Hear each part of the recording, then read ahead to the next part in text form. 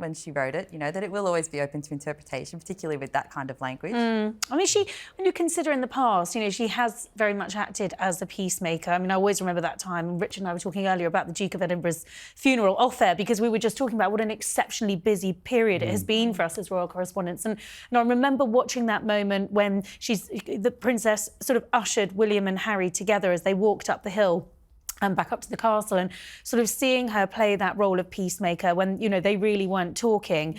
I mean, I think the problem has been that it's not just, Kate's been thrown under the bus by Harry. He's said hurtful things about her. He's brought the children into the narrative. I think the Prince of Wales remains very, very angry and upset and feels very betrayed.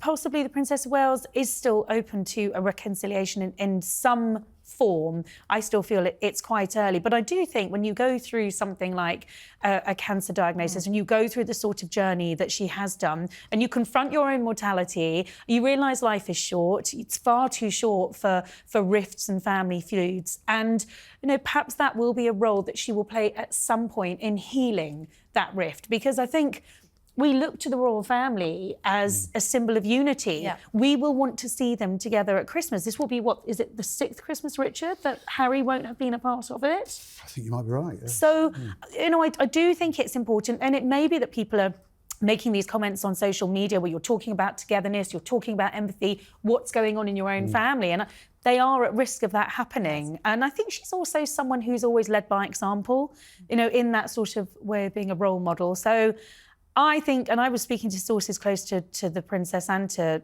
William, who said, never give up hope. There's always a chance, but of course it's always in the timing. And back to the princess herself, you've both been in the royal orbit for so long. The version of her that we're seeing, through such emotional language in the letter, and she put out a statement, as you mentioned, on addiction. Do you think that we will continue to see this more vulnerable side of her going forward, or will it sort of pull back a little as it gets back to business as usual? That's an interesting question. I suspect we probably will see a bit more of it. I mean, she's developed so much as a person over the last few years since if you go back to 2010, 2011, she was really quite wooden when she was on television.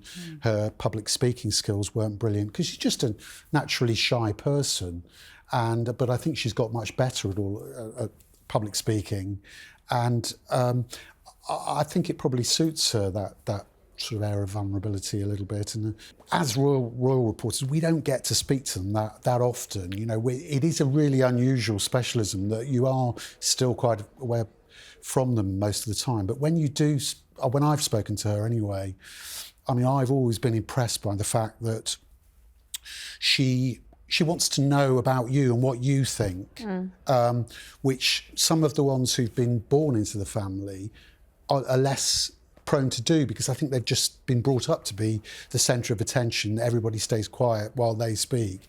Hopefully we will see more of that. And as for the actual concert itself, of course, that's on this week, and there is a lot of excitement. What are each of you most looking forward to seeing?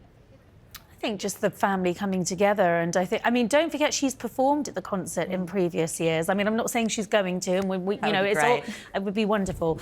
But I suspect that she's going to want to the year to close what's really been a difficult year with a message, with something. So I'm hoping there'll be a surprise for us in there. But I think just to see her with her family, with her children, looking well, which she clearly does after a tough year, I think that gives so many people hope. And just go back to Richard's point he was making about Catherine and her empathy. I mean, I think in all of this, and we've discussed this before, these twin cancer diagnoses, these journeys that they've been on have been great levellers for the royal family. They've been great connectors between what has always been us and them. And they just feel, I think, more real, more relatable. They're not immune to what so many people go through. And I think it has connected them to the public in a really powerful way. Absolutely. I couldn't agree more. In a way that probably there's no other way that could really have connected I agree. them. Yeah. And also it will be a bit more business as usual this week, because as we go to record, there's a big state visit happening and we'll see the princess out with other royals. So what's on this week for the royals?